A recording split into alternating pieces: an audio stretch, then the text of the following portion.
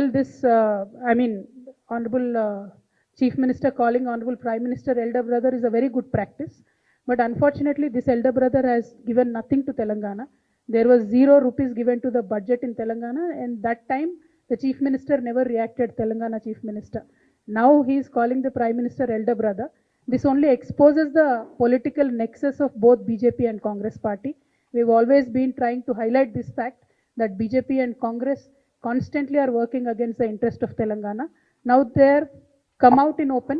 They're exposing themselves now. So I will only say that elder brother has to have a bigger heart and give more funds to Telangana, and it is our Chief Minister's duty to extract more funds for our state. Thank you. ప్రధానమంత్రి గారిని పెద్దన్నగా అభివర్ణించారు ముఖ్యమంత్రి గారు అని చెప్తా ఉన్నారు. సంతోషమే, ఒక కార్డియల్ రిలేషన్షిప్ ఉండాల్సిందే. కానీ ఈ పెద్దన్న మరి మొన్న బడ్జెట్లో ఒక్క రూపాయి కూడా తెలంగాణకి ఇవ్వకపోతే తెలంగాణ ముఖ్యమంత్రి గారు రియాక్ట్ అవ్వకపోవడం అన్నది చాలా దారుణం. వీళ్ళిద్దరూ ఏదైతే పెద్దన్న చిన్నన్న అని పిలుచుకుంటున్నారో బడేమియా చోటేమియా అని చెప్పి వాళ్ళిద్దరు నెక్సెసే ఎక్స్పోజ్ అవుతా ఉంది. ఇలా బీజేపీ కాంగ్రెస్ ఒకటే అని మేము చెప్తా ఉన్నాం.